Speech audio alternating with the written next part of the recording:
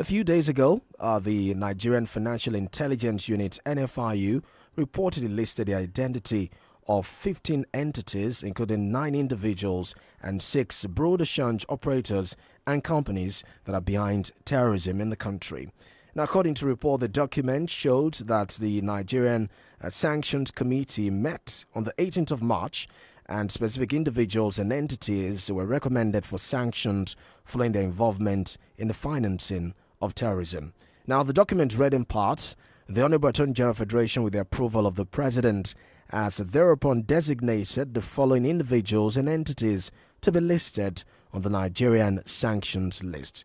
Among the individuals named on that list is Tukur Maman, who is currently being tried by the federal government for allegedly aiding the terrorists who attacked the Abuja-Kaduna train in March 2022. Also, according to that document, Mamu participated in the financial terrorism by receiving and delivering ransom payment over the sum of $200,000 in support of ISWAP terrorists for the release of hostages of the Abuja-Kaduna train attack. The document also said one individual is suspected attacker of St. Francis Catholic Church in Owo on the 5th of June 2022, as well as the attack on the Kuje Correctional Center back in 2022 as well. It also listed another member of a terrorist organization that is affiliated with Al-Qaeda in the Islamic Maghreb. Now, the agency said the individual came into the limelight in 2012 as North Central Wing of Boko Haram. So part of the document talked about the forfeiture of assets and funds of this individual, that they should report to the Sanctions Committee any asset frozen action taken in compliance with the prohibition requirement. They should immediately file a suspicious transaction report to the NFIU for further analysis on the financial activities of such an individual or entity. That they should also report as a suspicious transaction report to the NFIU all cases of name matching in financial transaction prior to or after receipt of the list. Now, that list generated different reactions, with some people saying, okay, it's not enough to release these names, let's see you take action. But others questioned the right of the federal government to name anybody as a terrorist financier. And one of them is the popular or controversial cleric Sheikh Gumi, saying that security agencies have no right to declare any Nigerian a terrorism sponsor. He said this while reacting to that list released by NFIU, declaring a close associate of his, Tukur Mamu, and 14 others as terror sponsors. Now, the NFIU listed the identity of 15 entities, including 9 individuals and 6 broad-exchange operators. Now, according to Gumi, he said, Mamu's case is in court. Let's wait to hear from the court. It's wrong to resort to media trial. Let's wait for the court to state if he is actually a financier of terrorism or not. I think it is acquitted. He has a strong case to make on libel. Who declares someone a terrorist financier? Is it the court of law or a security agency? Security agency has no right to declare anyone a terrorist financier. The case is already in court, so why are they judging him on the pages of the papers? Once the case is in court, you allow the court to decide.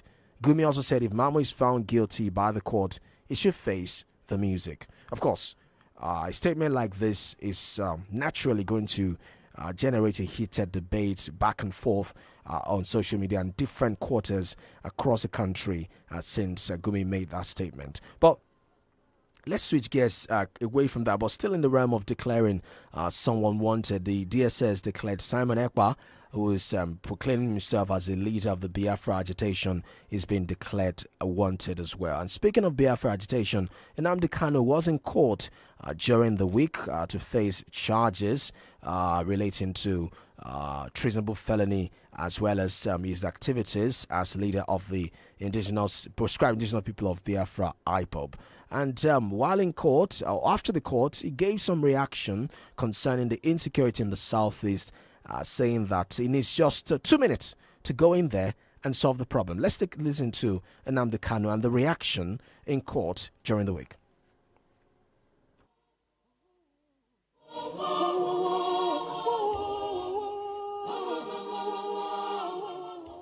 And they're doing it because I'm in DSS. That's why if I want to say no videos can try this rubbish, and they know it very well. They know it very well. And I suspect that some people in government are complicit. They are making money with insecurity. They are making money with it. They don't know the kind of outside. In 2 minutes, this nonsense will stop. Who is the bagger? That will speak when I'm talking. Who is the fool? I ask. That I give an order in the east and any idiot to counter it. I'm asking you. Nobody can. Let me come out of this nonsense, this mess. 2 minutes only. Only 2 minutes, I guarantee you. And there will be peace in the east. Not just south. Everywhere in the east, if not the entire south.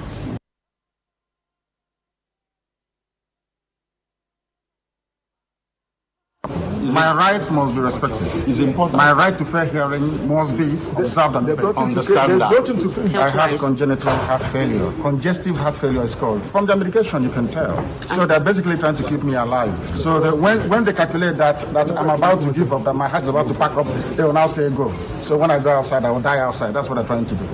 The medications they've been giving to you, has it not been working? It's not working. If it's working, why would I have all these lumps underneath my... And he has written a petition to the Nigerian Medical Association where they brought one quack doctor, somebody who is not a doctor, to treat him. To come and try and treat. But up to now, they have not... They don't know what they're doing. And they know they don't know what they're doing. Or else, why would I have it? Where is the treasonable fellow? Where is it? All these years, journalists are having treasonable, treason. What is treason today? It's gone. I'm thinking of another capital offense that can charge me with. Maybe, I don't know, impregnating the wife of somebody. I don't know what other thing they're going to charge. Are you saying you are innocent of all these charges? The federal government, they know I'm not guilty. My only guilt is that I'm fighting for my people.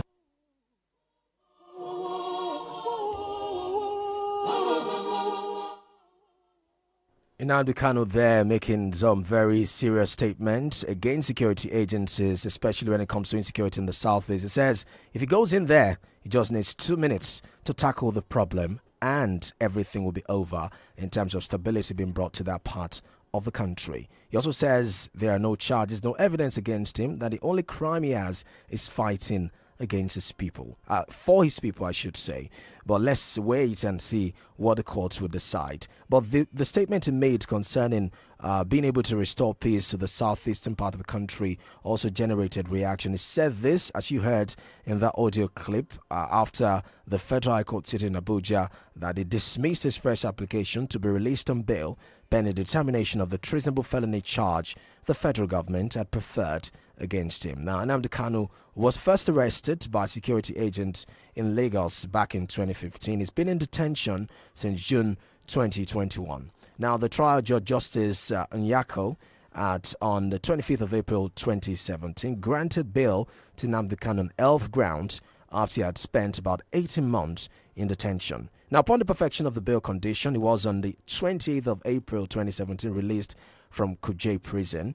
However, midway into the trial, he escaped from the country after soldiers reportedly invaded his country home in Abia State, an operation that led to death of some of his followers. He was later rearrested in Kenya back in 2021 and he was brought back to the country, although the manner in which he was brought back has also, generated different debate as well. Now, following that development, the trial court on the 29th of June 2021 remanded him in the custody of the Department of State Services, the DSS, where he remained till date. Now, in 2022, the court struck out 8 out of 15 count charges that the federal government preferred against him on the premise that he lacked substance. Also, the Abuja Division of the Court of Appeal on the 13th of October ordered Kanu's immediate release from detention, even as it quashed the charges against him. Now, the appellate court said it was satisfied that the federal government violated all known laws when it forcefully rendered Kanu from Kenya to Nigeria for the continuation of his trial. It held that such arbitrary use of power by the Nigerian government divested the trial court of the jurisdiction to further try the appellant. Dissatisfied with the decision, federal government took the matter before the Supreme Court, even as it persuaded the appellate court to suspend execution of the judgment pending determination of the appeal. Now, while deciding the appeal, the Supreme Court in December last year vacated the judgment of the appellate court and gave the federal government the nod to try Nnamdi Kanu on the subsisting 7-count charge. Justice Nyako had earlier expressed her displeasure over how the trial had been conducted since 2015. So he appeared before the Federal High Court on Tuesday, and he was again denied bail before he now gave those reactions. Let me quickly welcome Barrister Yomi Ogunlola here. Barrister, great to have you. Good morning. Yes, Toba, good morning. Good morning, Nigeria. And nice to be with you. Yeah, nice to have you here as well. Nnamdi Kanu had an explosive interaction with journalists after that court hearing on Tuesday, where he talked about insecurity in the Southeast. He talked about the charges against him. He says he's not guilty, that his only offense is fighting for his people. Well, there is no doubt about it that there must be a cause, that Nnamdi Kanu is after. Whether it is for his people or not is a matter for maybe another forum. And why do I say that? Because what we saw was his people being the victims in the so-called struggle. And that should not be. If really you're fighting for them, the ideas of killing their economy, killing their life sustenance, depriving them of their freedoms, intruding upon their privacy, all of those things are issues, that call his so-called freedom fighting, whatever, to question. And also, I think it is time for whoever is handling Kanu to start, advising him, admonishing him. His choice of language is, in my mind, not good enough. For somebody who is a freedom fighter, we have seen so many freedom fighters. I am a freedom fighter. But don't they say that one person's freedom fighter is somebody else's terrorist at the end of the day? Well, there's no doubt about that. Yes. But I am saying that a genuine freedom fighter must also guide jealously, his choice of language. Now, having said that, I think the federal government is into a melodrama. Because, look, the fact of the matter is this, and I think a couple of courts have reached that decision, that you cannot put something on nothing and expect same to stand. There is a fundamental breach of a law, not only within our jurisdiction, but international law, as to how Kanu landed in Nigeria. And I think the courts are saying that, just what I said, you cannot put something on nothing and expect... Or is it a question of national interest, overriding rule of law sometimes? Well, yes, that is possible. There is no doubt about it. I have also said so. If, the activities of any individual or group proves a risk to national interest, to national security, then of course you can see things like this. But I would have expected a situation where it is not allowed to drag for this long. Look, in the UK, the investigators of crime have at the most 6 months to file a charge or charges against the so-called accused person. And I know that within that jurisdiction, even a year is too much, but at the most, a year for somebody's trial. Why are you keeping somebody indefinitely in detention? If you know you have no case against him, if you know you have no evidence that can lead to his conviction, please allow the gentleman to go. Okay, we'll take a quick break now. When we get back, we'll continue the conversation right here on the podium. Don't go away.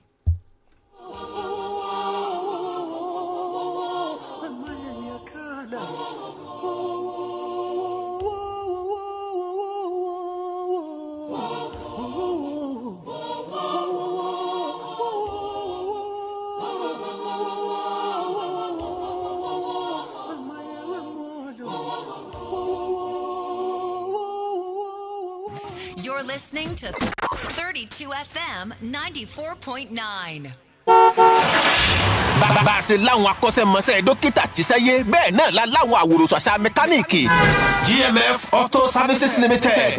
bóyá ẹ̀ tí ìdébẹ̀ wò ní ọ̀jẹ̀ mọ̀ pọ́nmọ́nàmọ́pa. àwọn erin lákàtàbù irinṣẹ́ ni ó diagnose mọ́tò yín kẹ́sẹ́ bí wọ́n ti máa fẹnu fapò sórí carburetor. wait and get ni kò ní lọ kábọ̀ tí machine bá ti ń discover problem láàmú fix ẹ̀ lọ́wọ́ kan. torí gbogbo original spare part ń bẹ́ẹ̀ lẹ̀ bíbá. àwọn aláràlù àtàwọn aláràtúntà gan tó wá ń kó lọ́pọ̀ yanturu. ṣe rí i pé gbogbo ń tẹ́ fẹ́ lójú kan ló wà.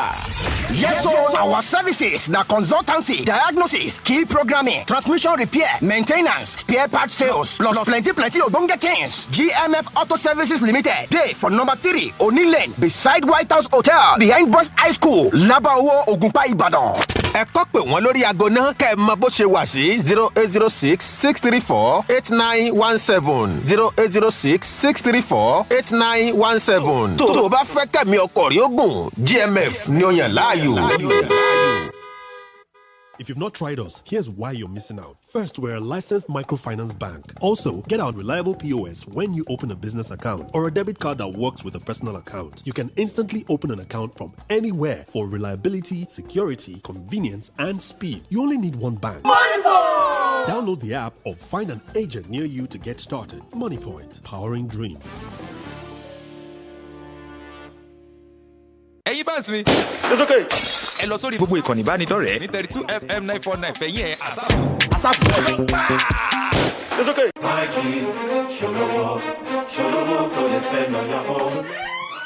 Baby, why you for the come by this kind time? I go charge for she go house. Which kind of like be this? Nepa no dey since. We no hear any generators for this compound. Why you can't go charge? Dey there. She go don buy DC product for Shikes Solar Land. So if Nepa dey or Nepa no dey, she go no dey carry land. No be only that one dem get o. Dem still get other solar appliances like DC washing machine, DC freezer, DC rice cooker, DC stove, DC dry iron, DC mosquito killer, plus plenty others. Many inverters still dey o wey go power everything wey dey your house. Oya, we check Solar Land kíákíá sórí 0703-204-0269 0703-204-0269 or make you visit them for Dugbe beside MDS 14 Magazine Road, Ibadan. Tàbí check out them website www.shikesolarland.com. Oh yeah, baby. I dey go Shike Solar Land now. Go buy our own confirm inverter wey go power everything wey dey this our house. I no wan hear say you go house again o. I no go again. You spend on your own.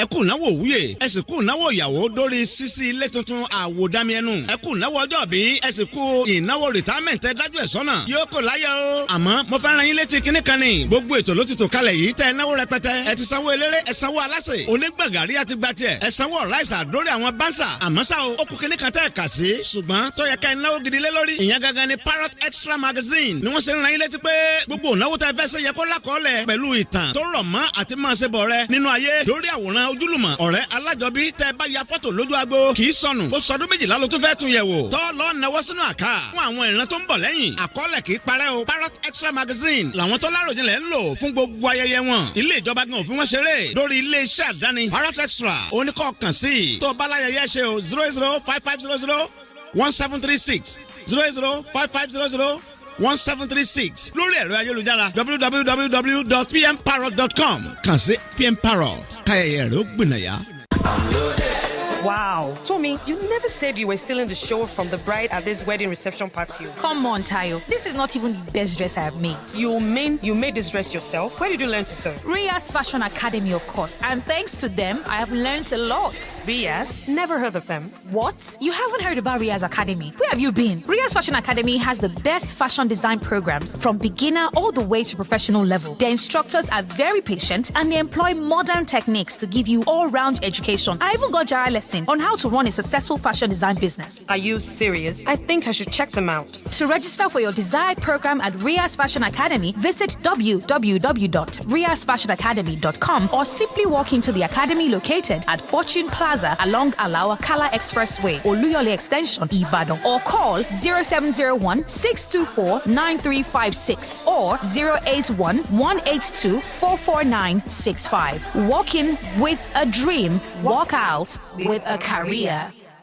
Have you been dreaming or planning to study abroad? Then this is for you. To study abroad, you need information, international passports, and money, among other things. Information is so important that it determines the outcome of the study abroad process. That's why you need Eagles Horizon Consult. We are always ready and excited to add your seamless success story to our record. Start your journey to study in Australia, Canada, UK, or USA today.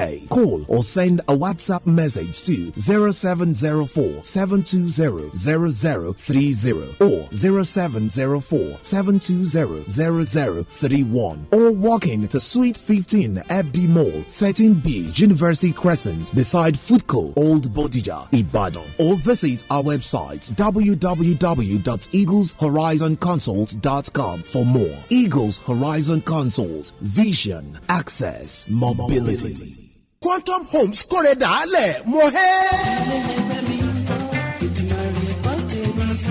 òtítọ́ ọ̀rọ̀ tí ò lábùyẹ̀ nípẹ́ni tí ò tí ì kọ́lé àṣírí ò tí ì bò láti wá ara lẹ̀ kọ́lé ìfọ̀kànbalẹ̀ láì ní wàhálà nú. Quantum Homes ti ṣílẹ̀kùn ẹ̀ sílẹ̀ gbaragada nínú ìfà aláìlẹ́gbẹ́ tí wọ́n pè ní Ramadan Easter Fiesta. ọ̀pọ̀ kú ọ̀yọ̀kulẹ̀ máa ra lẹ̀ láwọn estate wa báyìí lásìkò Ramadan àti Easter tó panupọ̀ yìí. Vienna City lámúlòkó 500,000 naira lẹ́ẹ̀ máa ra lẹ̀ ń bẹ̀ yàtọ̀ sí 1 million naira táǹtà. Delta City lólódó ń bàdàn 300,000 naira lẹ́ẹ̀ máa ra lẹ̀ ń bẹ̀ yàtọ̀ sí 750 táǹtà. Atlanta City ní mọ́níyà 300,000 naira péré nílẹ̀ bẹ̀yẹn náà yàtọ̀ sí 800,000 táǹtà. èyíkéyìí tẹ́ bá fẹ́ nínú àwọn estate wa àǹfààní ẹ̀dínwó rẹpẹtẹ ni yàtọ̀ sí iye owó ẹ̀ gangan. pábánbárì nira plọ̀tì mẹ́ta kó gbà kan sí lọ́fẹ̀ẹ́ pẹ̀lú ọ̀pọ̀lọpọ̀ àgbàyanu ẹ̀bùn bíi fridge cooker tv àpò sìmẹ́ǹtì rẹpẹtẹ tó fi mọ́ fáànù àti bẹ́ẹ̀ bẹ́ẹ̀ lọ. tó bá ti wáyà yín láti rally ayọ̀ lásìkò Easter Ramadan promo yìí ẹ máa pe Quantum Homes sórí ẹ̀rọ ìbánisọ̀rọ̀ 0806 034 2510. Quantum Homes ló ní ẹ wá kọ́lé ayọ̀. Ramadan tún ti dé òya ẹ jẹ́ ká jọ rìnrìn àjò lọ sáwọn ilé oúnjẹ ìgbàlódé tó yáàyè níbi tẹ́ ẹ ti gbádùn ara yín ní sáà oṣù Ramadan yìí. àkọ́kọ́ ibẹ̀ ní ilé oúnjẹ àánú níbi tí pípé ti ṣe pàtàkì nítorí náà ẹ máa fi fún ni. èyí tó tẹ̀lé ní ilé oúnjẹ ọrẹ nítorí náà ẹ máa jẹ́ onínúure tòótọ́. èyí tó gbẹ̀yìn ni pé kó o dúró lójú náà ìdáríjì kó o sì jọ̀wọ́ gbogbo ìkùnsínú. ní àkókò àsùbá àti ṣínú kó èrè wọlé pẹ̀lú adùn náà. lóṣù Ramadan yìí má kàn jẹun lásán nìkan pín ìgbádùn yìí kó o sì wà ní ìdára náà jẹun fún ìdára. ìrìn àjò ẹ̀mí ìtọ̀tẹ̀ yìí máa bèrè kékè. Israel àti Jordan là ń lọ. Johnny Craft Travel and Tours Limited ló tún ṣàgbékalẹ̀ an holy pilgrimage to Israel and Jordan. lára àwọn ìkànnì ìránṣẹ́ Ọlọ́run alààyè tá a jọ lọ fún ìrìn àjò ẹ̀mí ìtọ̀tẹ̀ yìí ni Pastor Ben Adéwọlé, Pastor Kúnlé Farayọlá tó fi mọ́ Prophet Amos Akíndélé Olúwafẹ́mi ọmọ bàbá aláṣẹ pé a ó máa gba fìkanràn kàdúrà bẹ́ẹ̀ la ó yẹ Olúwa. gbogbo àwọn ibi tá a dẹ̀ ti kà nínú Bíbélì la máa ṣe àbẹ̀wò sí láti Saturday 22 sí Sunday 30 oṣù kẹfà June ọdún 2024 yìí. ẹ tètè wá fi orúkọ sílẹ̀ pẹ̀lú owó péréte. ìwọ náà dẹ̀ lè jẹ́ onígbọ̀wọ́ fún ẹni tó bá wù ọ́ láti lọ. àǹfààní ti ṣí sílẹ̀ báyìí o. lọ sí ilẹ̀ mímọ́ Israel àti Jordan. ẹ kàn sí office Johnny Craft Travels and Tours Limited, Rich Bank Building along Ọjọ́ UI Road opposite UI Campus Water Area Ìbàdàn. tó fi mọ́ Lagos office wa 5 Báyọ̀dé Olúwọlé Street off Balogun Street ládojúkọ Lagoon Hospital Ìkẹjà Lagos tàbí kẹ́ máa pe 0806 467 9674 àti 0803 319 8632. ìrìnàjò ẹ̀mí ìtọ̀tẹ̀ yìí máa bí testimony fún wa lórúkọ Jésù. Feel better about your life. 32 FM 94.9, the antidote to depression. Welcome back to the Podium on 32 FM 94.9. Barrister Yomigunla, panelist, is with us. We also have Professor Remi Ayede of the University of Ibadan, our in-house panelist here as well. We'll be joining our guests on the show very shortly. So let me quickly welcome Prof. Prof, great to have you. Good morning. Yeah, good morning. It's a joy to be here this morning. Yes, I don't know if you followed the conversation earlier about Nnamdi Kanu's outburst after he appeared in court on Tuesday. I did. I followed very closely. It was also, it went viral on social media as well. Yes. And he has made all those claims again and again. But I think the language he used has created some reaction on social media concerning his regard for his people. They thought his language is very abrasive, and for somebody in his leadership position, he could speak better.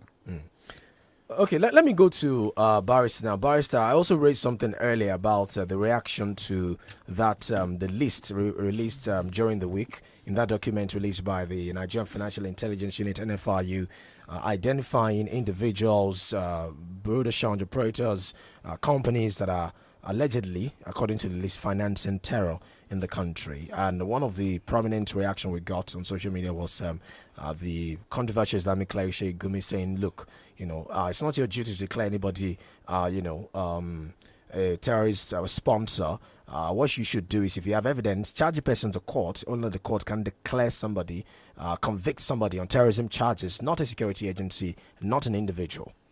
Yes, thank you very much. I think what I said earlier concerning, the melodrama that is taking place with Kano's trial, equally applies here.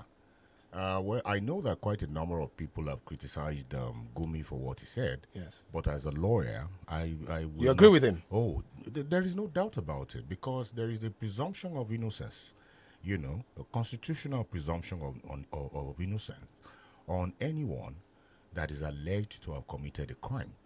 So it is just the government. What are they doing? Because there's been so much about these terror financiers, and all the rest of the stuff. Why all this wahala? Well, I think the good news is that some of them are already in court. Yes. We can only hope, that it is not going to be another 16-year trial, 20-year trial.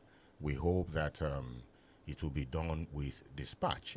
But then, the Gumi man, I don't know if Gumi is above the law. I seriously don't know. Because, yes, this is a man who should be of special interest to the DSS, to the DMI, and all the other intelligence organizations in Nigeria. Aside that, there is a trending video of a woman who claimed to have, been directed to Gumi when the husband was kidnapped and all that, and that Gumi collected 800,000 naira from her. So he acted as the middleman or the negotiator. Who gave Gumi that kind of a license? There are so many issues that this gentleman ought to be answering, with the DSS. So that's why I'm asking, is this gentleman bigger than the law? Who gave him a license to do what he's doing? He's even collecting money. So that means, for all you care, he may also be collecting percentage from bandits for negotiating on their behalf. It's even said that Tuko Mamu is a close associate, the man who is in court, who was also listed in that document. Is that kind of a man not a subject of, of interest? I don't know. Boya Prof. Prof. In Nigeria, unusual things happen.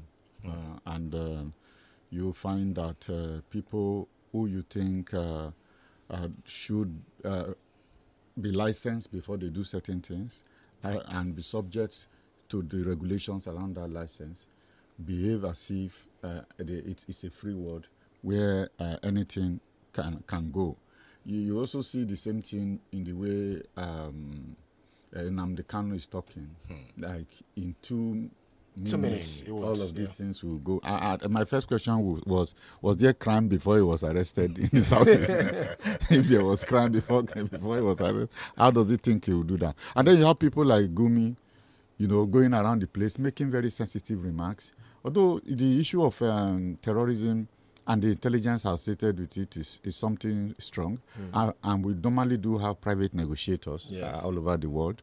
But there are procedures around those things, and they are also subject to government rules and regulations. Exactly.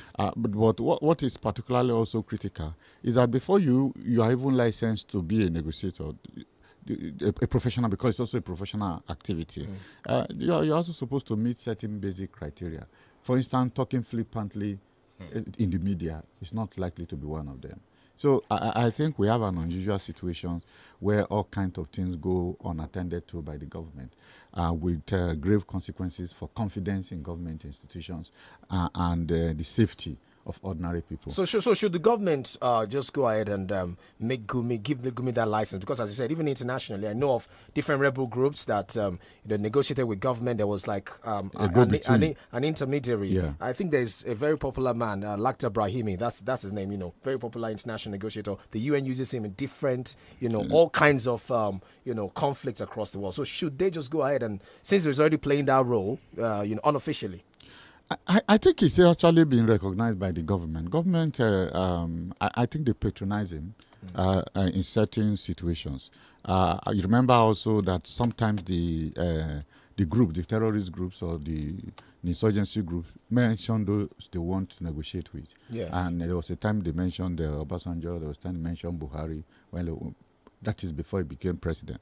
So, and Gumi, as somebody who has been playing that role, he also have assistants, people who help him with it.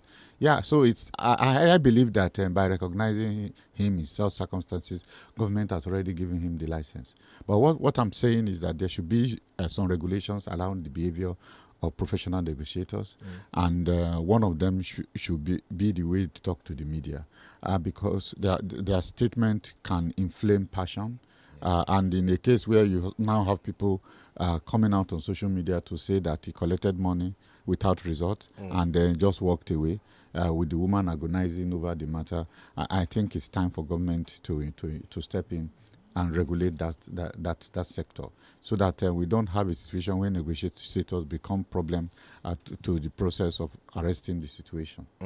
Okay, let's move away from Gumi and Nnamdi Kanu now. We'll go into politics very shortly before we welcome our guest for the day. Also during the week, the Secretariat of the Labour Party was picketed by members of the Nigeria Labour Congress who were protesting the party's planned convention. The convention is planned for end of this month. The Congress demanded the sacking of Julius Abure. They accused Abure of holding a secret convention without input from major stakeholders of the party. And some people say this is the NLC trying to take back, because they say the NLC owned Labour Party, and some people have hijacked allegedly the structure of the party. The NLC wants to take it back now. Joe Ajero wants to contest to be the Labour Party chairman. They say it's time for Abure to go. I mean, what do you make of all of these issues unfolding Labour Party? I think it was 2 weeks ago, we thought it was just about a Papa and Abure. Yeah. Now it's the NLC versus the national leadership of Labour Party. Prof. Yeah, I think what is happening is really unfortunate. And then you also didn't mention the fact that some money was allegedly stolen. Yeah, I mean, stolen. I saw Abure's press conference. He said when the NLC came, they stole some. So were they keeping cash, in the Labour Party office? It's a mess. I think what is unfolding is the crisis within the Labour Party. And we hope that the crisis will remain in the Labour Party and will not be extended to the NLC. Because what you find is when the NLC tries to show its strong arm, there's likely to be some effort, to also mess the organization up. And we hope that we won't get to that point. It's unfortunate. But does the NLC own Labour Party? Well, the NLC was the architect of the emergence, even the registration of the Labour Party. And it's a party that is integrated. Again, I think what really created problem that enable you to be able to ask this kind of question was when you have somebody like Oshomole, who is supposed to be the first candidate of a governorship candidate within the Labour Party, going to the APC rather. So you then ask yourself, what then is the connection between the NLC and the Labour Party? Then when you also look at the manifesto of the Labour Party and the orientation, the charter of demands of the NLC, you and then of course the socialist orientation, you think that they are two different bodies. But I think there's need to clarify the relationship between the NLC and the Labour Party, because what normally happens, especially in settled society, is that when you have these parties affiliated to the labor unions, they are just affiliates. How would I put it? They share common ideological positions with those parties, but the parties and the union are independent of one another. Because, for instance, the APC is not accountable to the NLC, neither is the NLC accountable to the Labour Party. So what we expect is a situation where the the ideology of both parties are supposed to be identical, and the people can move in and out of both organizations because they have a strong bond, what we call an MOU, a Memorandum of Understanding, that guides the relationship between the leadership of the party and that of the labor union. But they are not, so in that sense, you can't say a party owns a union owns the party. And that's why it's difficult for them to say the party has been hijacked or that they want to get the party back. I think that the role of the NLC in the Labour Party has to be clarified, and what you find is that the party has its own body, and so if NLC does not determine who becomes chairman, it does not determine who becomes a candidate, so he can't claim to be the owner of the Labour Party. Okay, but Barrister, I mean, I'm just thinking, where does this leave the, obedient movement, the Peter Obi's ambition as well in 2027, because he said before that he would not leave the Labour Party, although some people have doubted it because he's left. He said the same thing about Abga, he left. He went to PDP, said the same thing about PDP, he left. He went to Labour Party. And then there's this talk about, because in politics, the more you look, the less you see. They talk about a possible alliance with El-Rufai and SDP after El-Rufai went to the SDP Secretariat during the week as well. So what do you make of all of these political calculations, and where does this leave that movement and Peter Obi himself? Yes. Thank you very much. You see, there is a universal truth, and that truth is a house that is divided against itself can never stand.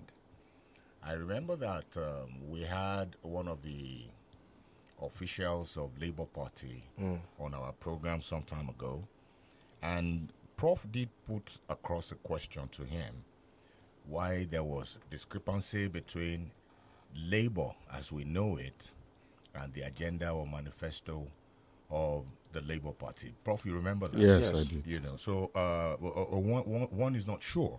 But if we look at, let's do a comparative analysis. For instance, in the UK, you have the Labour Party.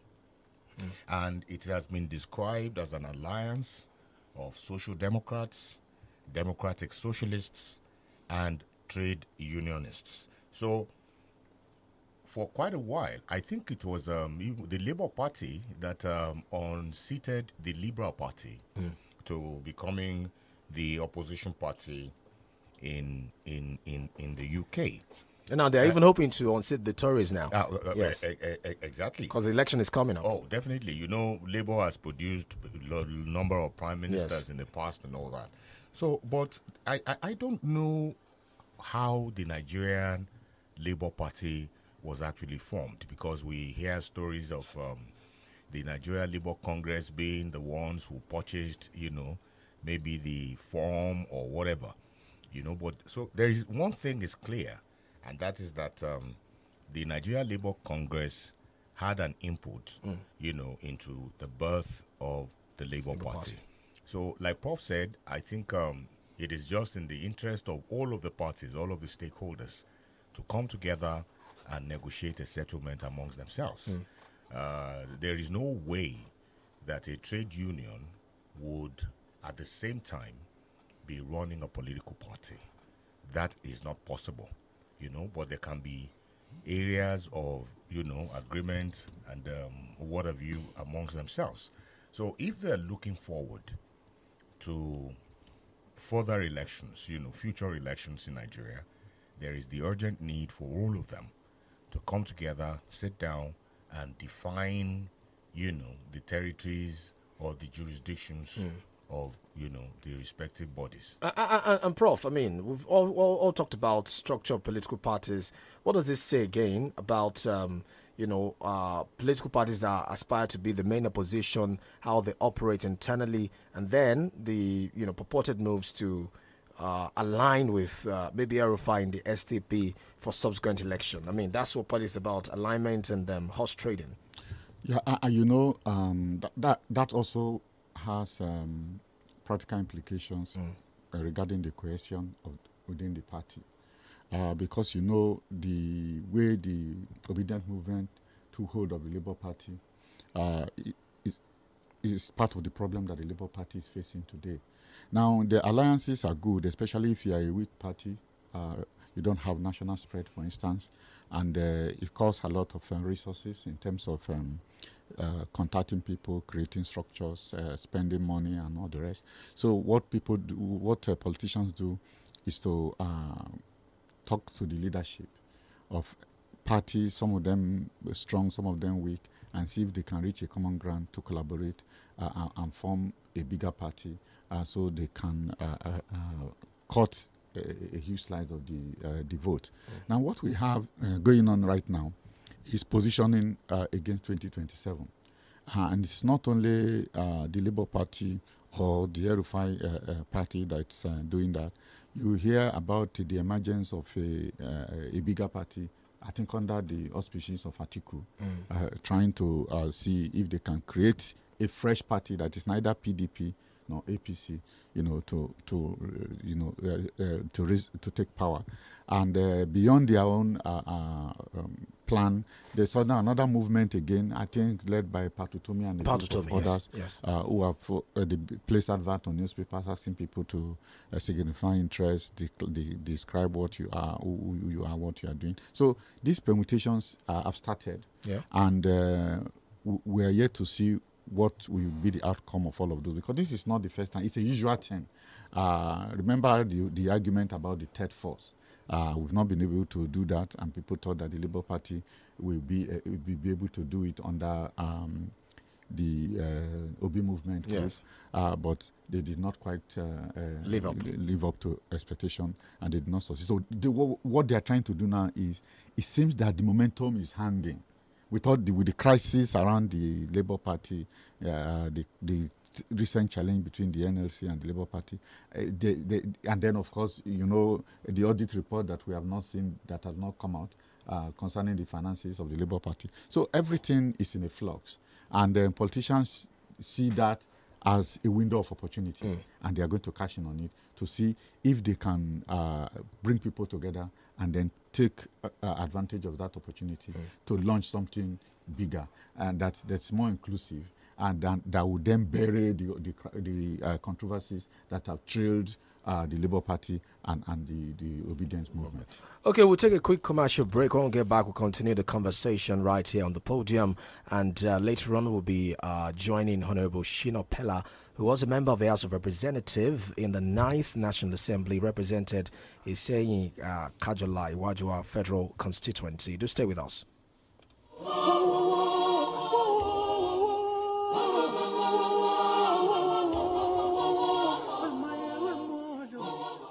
Feel better about your life. 32 FM, 94.9, the antidote to depression. It's Ramadan. Come on board. Let's go on a tour to the top restaurants where you can enjoy the best of the season. First stop is Charity Cafe. Here, the currency is sharing, so keep giving. Next stop is Kindness Bistro. Be the kindest you can be. Last but not the least, make a stop by at Forgiveness Drive-Thru and let go of every beef. And at Sahur and Iftar, bring it home with the goodness of great tasting meals with Noor. This Ramadan, don't just eat for good. Share the good and be the good. Noor, eat for good. kò bá jẹ́ 24 29 tàbí 32 ṣáà ti fẹ̀yìn ẹ̀ pẹ̀lú wa lórí gbogbo ìkànnì ìbánidọ́rẹ̀ẹ́ kàn tẹ 32FM 949 fẹ̀yìn ẹ̀. ojúlọ́ba ara Aba capsule ìmọ̀lẹ̀ ló dá òkùnkùn ò dá ọlọ́run wá sọ wá sókùnkùn ayé àmì o. ojúlọ́ba ara Aba capsule ilé-iṣẹ́ authentic television ló gbé jáde. ìmọ̀lẹ̀ ní òkùnkùn parada ojúlọ́ba ara Aba capsule ojú ni ìmọ̀lẹ̀ ara Èdùmàrè má gbòde ọ̀sán lọ́wọ́ wa àkànṣe gbòógì tá a fi mọ̀ ìjìnlẹ̀ ṣe fún ìtọ́jú ìmọ̀lẹ̀ tí ò mọ̀lẹ̀ kedere tàbí tó ń wò báyìí ojúlọ́ba ara Aba capsule egbògi oníkóró ni NAFDAC ìlú ló ń tẹ̀ gbà authentic clear vision ló ṣe é ó wà ní chemist àti pharmacy stores lágbègbè rẹ ẹ tún lè ríra lọ́fíìsì authentic clear vision tó wà business complex lẹ́gbẹ̀ẹ́ Amidu Ajibade shopping complex gate Ìbàdàn àǹfààní ńlá wà fún alágbàtà tó ń kó ní pálípálí ẹ pè 081-4254-3127 081-4254-3127. ojúlọ́ba ara Aba capsule tí o bá sí àyípadà bó o ṣe fẹ́ tètè lọ rí dókítà rẹ o. ojúlọ́ba ara Aba capsule ilé-iṣẹ́ authentic television ló gbé jáde.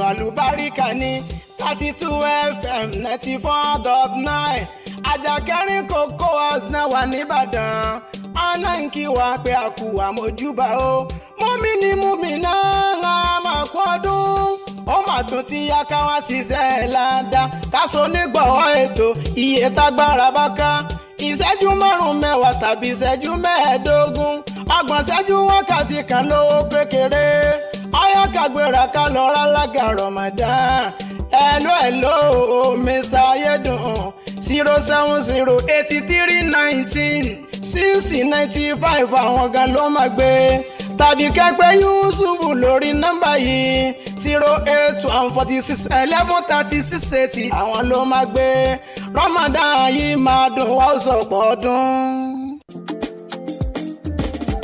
Living Proof Supermarket àràgbá yamuyamu ilé ìtajà ìgbàlódé ló tún fàsìkò yìí dúpẹ́ lọ́wọ́ gbogbo oníbàárà wa fún ìbádòwòpọ̀ lóòrèkóòrè ẹ ṣé àdúpẹ́ o àwa gan tún ṣe ní ìlérí wípé a ò ní já yín kulẹ̀ nígbà kọ̀ọ̀kan ẹ má wàá gbàgbé wípé bẹ́ẹ̀ ṣe ń bá wa ra ọjà láì tẹ̀tì ni customer loyalty point yín ga sí láti tún gba shopping vouchers pẹ̀lú àwọn oríṣiríṣi ẹ̀bùn tó jọjú gbogbo nǹkan tẹ́ wá ń fẹ́ láti rà ló ti wà lójú kan ní gbogbo ẹ̀ka ilé ìtajà Living Proof Supermarket Pinnacle Building Fẹ́lẹ́lẹ̀ Ìbàdàn Old Martin Pharmacy Lee City University tó fi mọ́ Total Filling Station Mọ̀lété àtèyí tó wà ń Bódìjà pẹ̀lú èyí tó wà lẹ́bàá Capital Kitchen àdójúkọ Asalam Schools Akala Expressway Olúyọ̀lé Extension Ìbàdàn àtẹ̀káwa tuntun tó wà ní Ayétòrò Ṣogbo bẹ́ẹ̀ ṣe ń fẹ́ lẹ́ọ̀ṣẹ̀ ríra ní Living Proof Supermarket fún àlàyé lẹ́kùnrẹ́rẹ́ ẹ pè 081-8888-7120 081-8888-7120 Living Proof Supermarket ọ̀rẹ́ oníbàárà ní tòótọ́. àsìkò tó ti tó báyìí pẹ̀lú Gbénga Adéyínká and friends nílùú Ìbàdàn. ó yẹ ìwà fojú kan ní àwọn òṣèré ńlá lábẹ́ yìí Kóredé Bello Aristobank T-Famous ọmọ bàbá Bash bàbá Túnmiṣe Dr. Smile Wale Waves bàbá Alárìíyá The Ambassadors Ozen Ẹ̀tẹ́yẹ MC90s Mr. Rain Rapping Daddy Taiji Vicky's Gbénga Laughter Castle Mario Mikoyo Prince Fela Stylo Creative_Tobi Cartoon Boys DJ Sexy àti bẹ́ẹ̀ bẹ́ẹ̀ lọ. ó máa wáyé ní March 31 Easter Sunday ní Jogo Center Ring Road Ìbàdàn láago 3 ọ̀sán. owó ìwọlé ni regular 3K VIP 10K double of 8 gold 500K platinum 1 million seats on tables 65K àti 120K. tíkẹ́ẹ̀tì wà ní essence supermarket food court restaurant ultima restaurant grande stores àti ní online lórí ariyaticket.com àti grandtickets.ng. Martina Goldberg Biggie àti S-Bitters ló mú gbogbo pọ̀pọ̀ ṣìṣìn wá fún yín. Love Matters Ìbàdàn ẹ̀ tí rí nǹkankan. ilé akéde ní 3294.9 FM. ṣẹ̀mí bí olóògùn ọ̀rẹ́. ìjà òdọ́là lètò tó yanjú aáwọ̀. láàrin mùtúmùwà. tóbi lọ́ba ògúnṣínà wọ̀kìlúmọ̀ látọ́kùn ètò. láago 11 àárọ̀ lọ́jọ́ ẹtì àti àbámẹ́ta. wọ́n máa fà sálátù ránṣẹ́ o wọ́n máa fà sálátù ránṣẹ́. Maria Babikaya Ramadan. Alhamdulillah Ramadan dé lọ́tún 32 FM Ramadan quiz gbọ̀nà tún yọ ìrọ̀lẹ́ ní tọdún 2024 yìí o 4:15 p.m. lójoojúmọ́ ní ìdíje yóò máa gbéra sọ ọmọ ọdún 8 sí 15 8 to 15 years ní ó láǹfààní àti kópa lórí rédíò 32 FM 94.9 live and direct Mondays to Friday yamani jumua ńlá ṣekágbá ọ̀sọ̀ọ̀sẹ̀ bí ìṣe wa ọjọ́ àwẹ̀ àkọ́kọ́ Ramadan 1st 1445 ní ìdíje 32 FM Ramadan quiz yóò gbéra sọ onírúurú ẹ̀bùn ló ti kúnlẹ̀ fáwọn olùdíje kí àwọn ọmọ yín tọ́jú orí wọn wà lọ́dún 8 sí 15 kí wọ́n ṣàtìpè wọlé láti dáhùn béèrè bó ti tó àti bó ti yẹ lọ́rọ̀ bábù ṣe 32 FM Ramadan quiz 2024 mashallah ọmọ mi ò ní gbẹ̀yìn bẹ́ẹ̀. wọ́n máa fà sálátù ránṣẹ́ o wọ́n máa fà sálátù.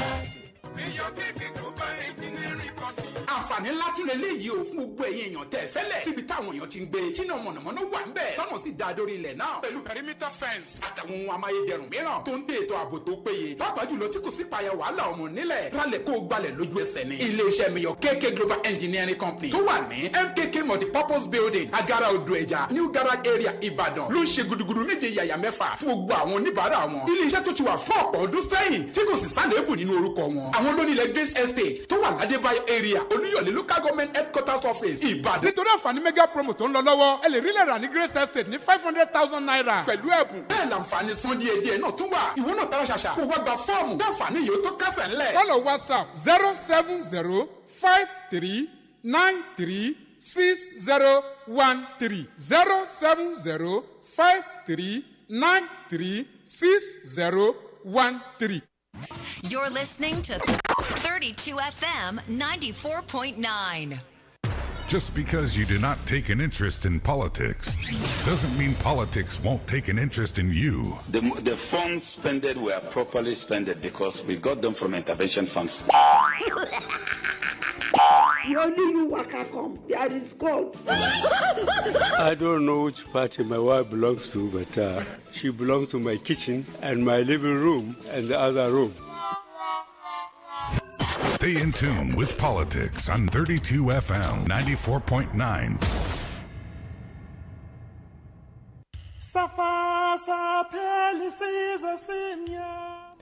Welcome back. The Podium on 32 FM 94.9. My name is OLORUNTOBA YUSUF. Remember, we are streaming live on Facebook at 32 FM 949 Ibadan.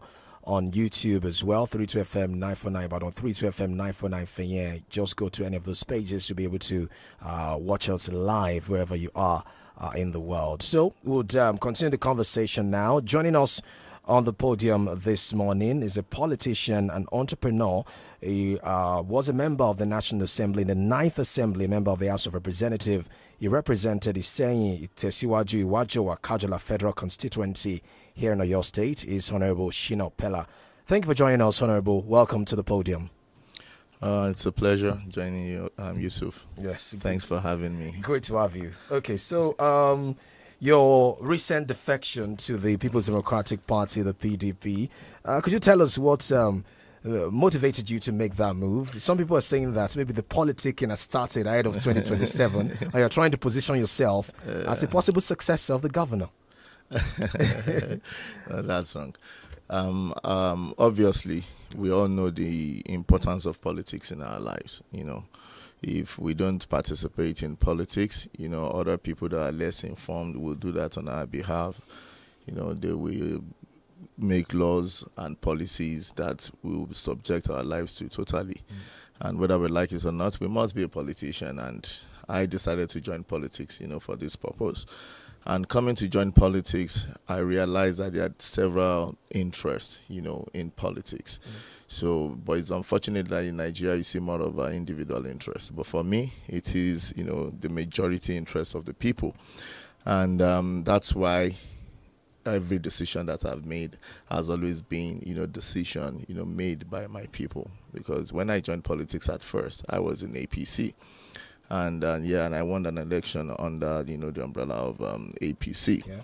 And in my local in my constituency, we have 4 different local governments. They are not. It's not like maybe some other local governments, not other constituency where you just have one local government. So, and when you have 4 local governments, you know, everybody wants to have everyone wants to have their own share of representation. And my local government is saying, especially saying 𝐃𝐈𝐒 has overflogged, you know, representation between 1999 and 2019 that I came. You know, we've gone 4 times, while the other local government has only gone one.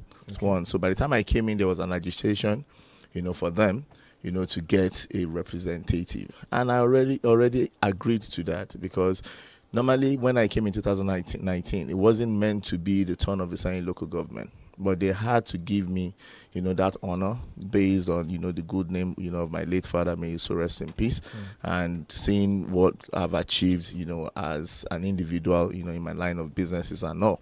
So I agreed that, fine, I'm going to do 110, then probably contest for Senate, you know, because you went against the incumbent at the time. Yeah, because even the incumbent at that time he had already done 2 terms and he was going for the 3rd time. So for me, when I was in APC, I sacrificed the 2nd time ticket, and we were not given a fair play. You know, we were not given a level playground, you know, to contest the primaries. Okay. Yeah, because the primaries at the headquarters of of our senatorial district is my local government, in the 𝐶𝐈𝐒 local government. And that day, there were a lot of hanky-pankies and everything, and they were not able to do primaries. And contrary to the law, they decided to move primaries, you know, to another local government that suits the senator, you know, which happened within 24 hours. What the law says is 14 days. So at that time, we had to make a move. And the move that we had to make, because, the kind of leadership that I have given to my people is collegiate leadership. I am not just going to come and say, this is what we do. We sit down and we take a decision together. And you took a decision to move into accord to move into accord at that time. Okay. So when we move into accord at that time was, till today we are proud. It is a decision that I did not regret, because we're able to let them know that we cannot be pushed to the corner, and as a politician, you must be able to align with a platform. Yes, there are lessons to learn, from that. Life is divided into 3 parts: yesterday, today, and tomorrow. You can't bring back, the past, but you can learn from it. The lesson from that is contesting on a third, first party is always stressful and everything like that. And we already learned that lesson. We have another political year that will be coming. 2027, do we want to run on a third party? No. And what do we want to do? There are 2 parties in the state, and the party presently in the state is doing well. The present governor, Engineer 𝐃𝐈𝐒𝐂𝐋𝐀𝐈𝐌𝐄𝐑, to proven, to people that is a people's-oriented, governor, and it has shown results. Basically, even if you compare where I come from, the Okeogun area, this area has always been marginalized since inception of the government in Oyo State.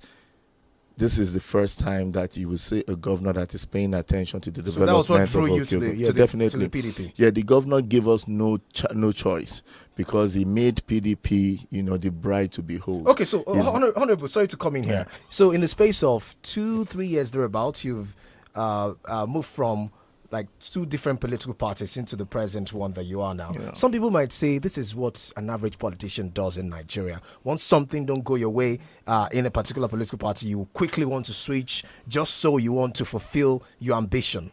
It is sad that, that's one of the things that you have to face in politics.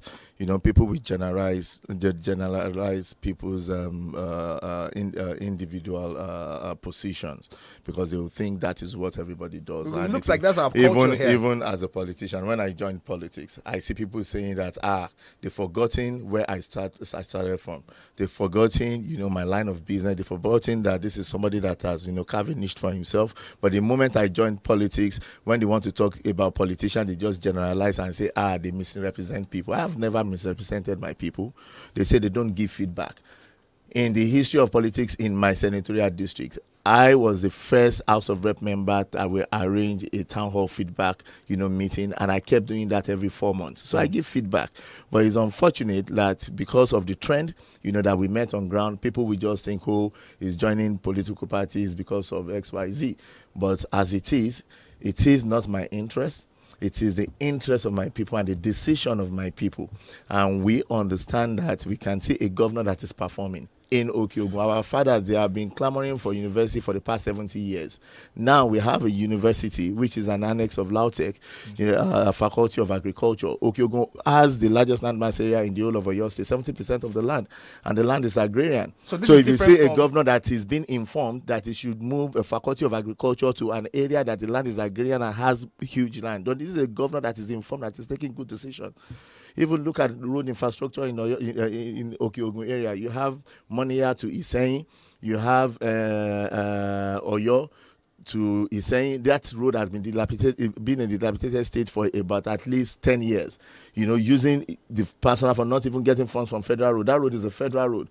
Go to Ogbomosho to 𝐂𝐈𝐒. Ogbomosho to 𝐂𝐈𒒻, there was no road. There was an open new project. So a governor that is doing that, am I going to be blinded because I'm a Muslim or he's a Christian or I'm in Accord or he's in PDP? There's a reason, to support him and to collaborate with him, to move Oyo State forward. All right, I think we need to quickly take a short break. When we get back, we'll switch over to our panelist in the studio, Professor Remi Ayede of the University of Ibadan. He's here with us, and Barrister Yomi Ogunola. Stay with us on the podium. We'll be back in a moment.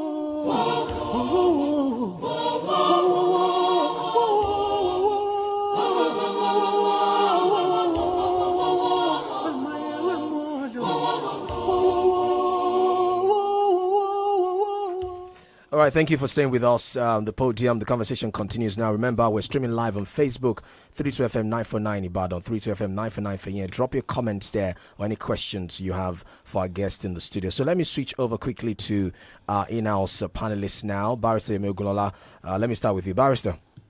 Yes, thank you very much. I have listened to our guest. I am more than impressed with his submissions. But I want some clarifications.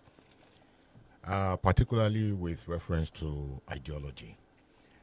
Political ideology is a certain set of ethical ideals, principles, doctrines, myths, or symbols of a social movement. And in Nigeria here, it appears there is no clear-cut ideology for the parties. And that is why politicians find it very easy to move from one to the other political party.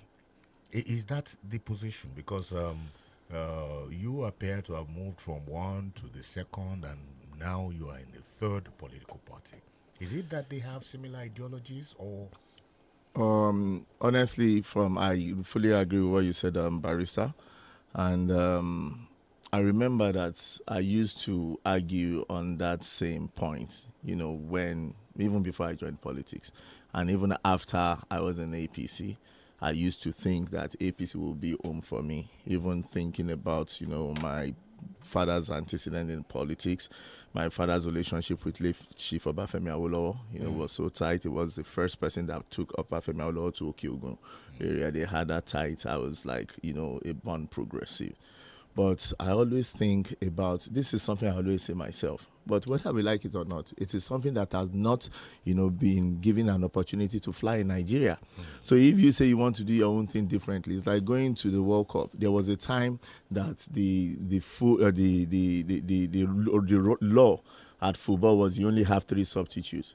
And later they move you to 5 substitutions. So if you say you have what you are playing to before is 3, and you can play like that, you are shortchanging yourself. You understand what I'm saying? So, but for me too, I used to think it's like that. But truly, the present situation of Oyo State, I really feel like, we need, collaborate with the present governor, especially with what he has done, for my zone. We have not seen that kind of support. We have not seen that kind of... I tell you, our fathers have been clamoring for university for 70 good years. You get people come and they promise and it doesn't happen. And this guy has said it, he made it happen. A lot of road infrastructures is creating, connecting our competitive advantage, right to the market. We have good lands, the agriculture thrives in Okeogun. It's giving us road infrastructure to take it out. So I'm not going to say yes because I'm a progressive. In other words, your joining up with PDP is solely because of the performance of the governor. Definitely. Not because of the ideology of the party. Yes, the performance of the governor, yes. Okay, let me go to Prof now. Prof.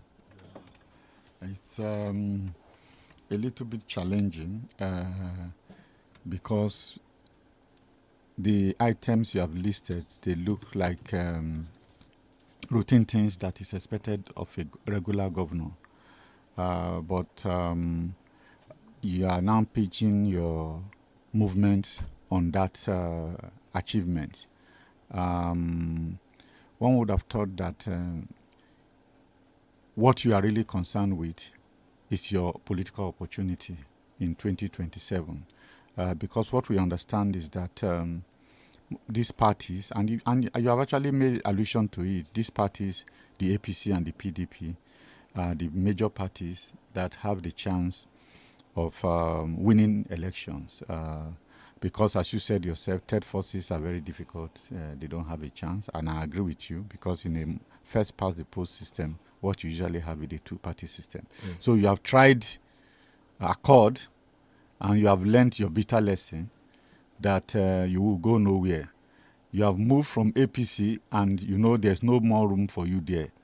And you looked around and say the only living opportunity is the PDP. Why are you telling us that it is the... Because why not just go straight and say, look, your chance of ever making a headway will be in the PDP. Because you are going to face challenges later within the PDP itself. Because it's not everybody who comes to the PDP that end up with the ticket. So, and those who are in the PDP are watching you, and they are going to show their hand at the appropriate time. So, what do you think about just before you answer Prof's question, because this is also related to it. Okay. The challenges ahead, because some politicians sacrificed during the last, election. Yes. The likes of the 𝐾𝐈𝐒 of this world. Yeah. Do you think you stand a chance, with some of these people? Okay, let's be realistic, yeah? Thanks so much, Prof. Like I said before when I was saying, it's unfortunate, that we just generalize people's personality once, you become a politician or you are elected. And this is very sad because I am not like that. I'm not somebody that believes that I have, to be a senator or to be a governor, I'm just somebody that I like to be part of a system that works. And we always been complaining about we do not have a system. We always be complaining about creating change. And I do not believe that you can achieve change by fighting the present failed system. The only thing you need to do is to create a new system and make the present one obsolete. And that is kind of my belief. And I've always been a team player. If I am in PDP today, it does not mean that I have an automatic ticket to run. I need to prove to people in PDP my level of leadership, my level of maintaining peace. I'm the leader of Yoruba land. For them to make me the leader of Yoruba land, for Alafin to make me a leader of Yoruba land in 2021, it means someone to promote peace and tranquility, someone, to bring prosperity to the land. And if you want to do that, even as a Yoruba man, I believe that for me to have peace for Yoruba people, I must think about the Igbos. I must think about, the Hausas, our neighbors. And still, same thing applies in politics. So if I get in, there are people that I know that I must be sure that they are fine. But at any time, we must just be given a fair chance at any time, for processes to, flow. So like what I said in APC, that made us to leave APC. We were not given a level playing ground in APC because we had a primary election. I had 10 local governments from Okeogun and 3 local government from the president. I remember a number of you left at the time. A number of you left the APC. So we just want to be in a system that works. And, seeing PDP one as a party, it is a party that has not changed its name from day one till today. And we feel like even with, the likes of the governor, with what they are doing in Oyo State, then fine. And I respect, my brother, 𝐾𝐈𝐒, that you mentioned. I'm not in the same senatorial district with... what were you promised? That's what we like to know. Some people are saying that you were promised a governorship ticket, a senatorial ticket. There's nothing like any promise. No promises. There's nothing like any promise. What we were promised at PDP is we were promised inclusion. Okay. We were promised that we'll be recognized. And for me, in any room that I am, there are 2 things that I want to have.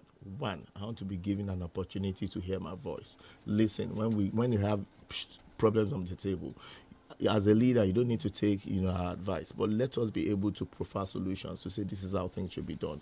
That's one. And the second thing is to have access. And the governor has been operating an open door policy. We have access to him, and also he has a listening ears. He listens. So this is a leader that I believe that we should work for, and especially for young politicians in Nigeria. If you look at Governor 𝐶𝐈𝐒's antecedent when he started, he's somebody that has fought his way to the top. He is a trailblazer. He has, created a path for young politicians. He has gone head to head with political heavyweights in Oyo State. The late Baba Adedibu, when he was contesting with Adedibu's son, he went to SDP. We saw what he did for there. So if we have somebody that has done that as a young person and he has paid way for us, do you expect me to go and sit with some old people that will not give us an opportunity? No. Okay, even if all appears to be well within the PDP in Oyo State because of the governor, the PDP itself doesn't look put together at the national level as well. Looking at a lot of people even ask the question, who is in charge of the party right now? You see the so-called G5 governors doing their own. You see those who supported 𝐷𝐷 𝐾𝐈𝐒 in the last election doing theirs as well. So if what you're looking for is stability at the national level, because you are, as much as you're a grassroots man, you're also a national politician as well. Yeah. So you have to look at the structure of the party. So will the PDP offer you that stability you're looking for based on what is happening nationally? Thank you. Whether we like it or not, there is a government in power, There's a party in power and there's always an opposition. Today, at the national level, PDP is an opposition. It is now left for PDP, you understand, for them to see truly if we want to achieve success. And what I know that the party is doing, at least since I joined the party and, with having my ears on the ground, the party is making, is restructuring. And they always understand that in Nigeria today we have more young people in the system. So I think the party wants to give more opportunity, you understand, to rebrand the party and put, more young people at the forefront, of the party. It might be even at the party executive level. It might, we have to pass to this. It is not just being a senator or governor or House of Rep that matters. Even the structure that produces these people is very important, to have people that actually bring results to the table. And I think this is what PDP is doing. So, and I believe if I'm in a room and we have enough time, this is just 2024 and we're talking about 2027. So if it's enough time for you to show to people that you are an asset, you to be given an opportunity to do things. Yeah, Barrister. Excuse me. Yeah. Yes, okay, let me ask you this question. I know there will be a lot of Nigerians out there, wanting to know this. Actually, I'm going to ask you two questions. I want to put you in a little wahala this morning. One, is 𝐂𝐈𝐒 now your godfather? That's number one. And then number two, you are now with PDP. And so you should be able to talk to us, without holds barred. How do you rate the performance of the APC government, particularly at the federal level? Okay. Let me take you from the big shot that you gave to me. That is 𝐂𝐈𝐒, my godfather. One, I am somebody that does not believe in godfatherism. So I've never had a political godfather, and I do not have a political godfather. What I have is a leader, and yes, 𝐂𝐈𝐒 is my political leader. You understand? Because he has shown what it takes, for him to be seen as a leader. And I believe every leader needs support of the followers, for them to continue to achieve success. And this I am ready to give, the governor.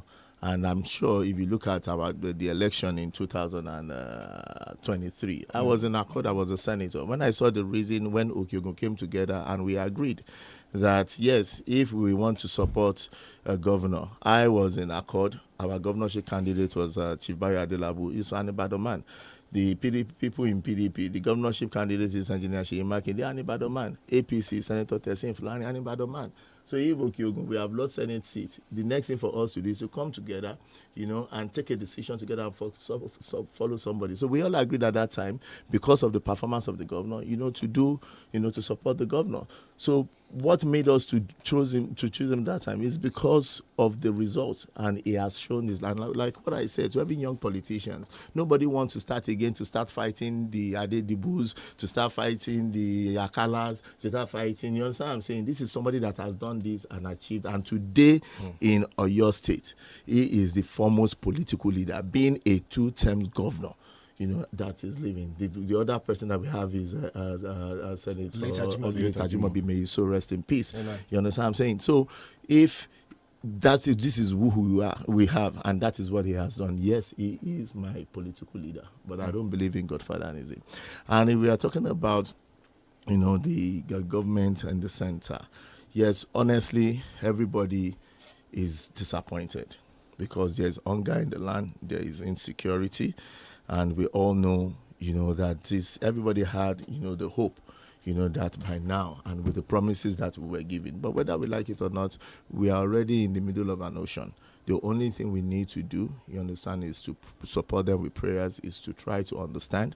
You understand? Does he have the capacity to sail us through that ocean, since you're saying we're in the middle of the ocean? The leadership capacity. But according to the system that we have, I don't think we have a choice. Like I always say to people, if you pray, that the head goes wrong, then the whole body goes wrong.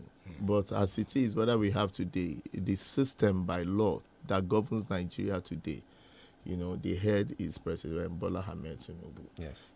Who many believe that with what he has done in Lagos, he can do it. He has given him a time. I think what we just need to do is to prayerful and, to be prayerful and, to... You believe he has the capacity? Yes, I believe. I believe that, he has the capacity, but with the present things that we are seeing, I know everybody, is, disappointed. But as it is, we just need, to continue, to pray and to hope. What they have for us is a renewed hope. So we have that hope. Let me go to Prof now. Prof. Yeah, you are new to... fairly new to the PDP. The local government elections are knocking on the door. And that would be a major opportunity for you to show your mettle. So what's happening with the local government elections? Yeah, the local government election, like I know, like you said, I'm new to the PDP, and I believe in process. And, in as much as I have contested, in the last election, I contested the seat of a Senate, and which obviously has 13 local governments, in that. I don't just want to jump, into other local governments, understanding that we have the party and the party is functional there. But I will talk for my local government. I believe that the people that we will have in my local government, they are very, very capable, to lead the local government. And I'm sure that they can win the election. Not just even the local government chairman or the deputy chairman of that election, but even the councillors, that are choosing. We paid attention, to factors that can divide a party, like giving women some opportunities, making sure that they have slots. At my local government, we're able to do that. Also understanding, the position of religion, making sure that, we mix it. You have some Muslims and some Christians as well. So that as well, has been changed. And even the youth. I can tell you that the vice chairman of the Senate local government for PDP election is in his 30s. You understand what I'm saying? So it's giving opportunity even to young people. So, and these are people that we believe that they can perform. And also, I'm going to be back. I'm going to, last week, I was at, saying, for one of the local government campaigns, and I'm still going to join them. And also, I'm not just going to stay in saying anywhere that my support is needed. I'll make sure that I rally around them. All right, Honorable, we have to quickly go on this commercial break. When we get back, we'll continue the conversation. Remember, we're live on Facebook, 32FM 949 Ibadan, 32FM 949 Fenye. Later on, we'll be opening the phone lines as well for you to call in case you have any questions for Honorable Shinope in the studio. We'll be back in a moment. Don't go away.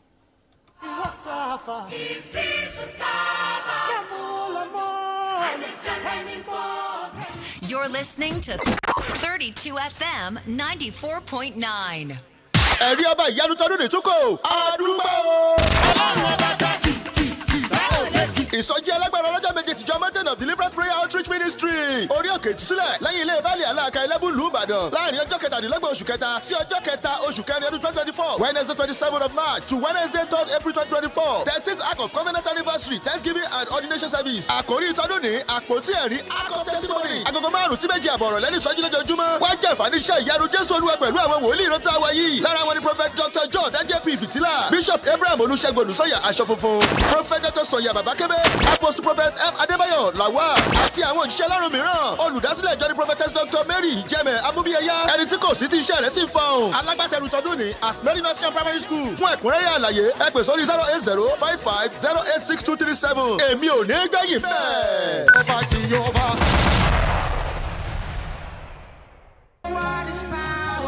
Glory! Another wonderful opportunity to listen to God's word and what God is saying to you in order to put you over that daunting situation. Kindly tune in to listen to Reverend Chris Oyakilome, DSC, on this station every Friday, 9:45 p.m. A lot is happening and has happened in our world in recent times, and God wants us to know where we are in His calendar so as to effectively carry out our assignments in this year, 2024.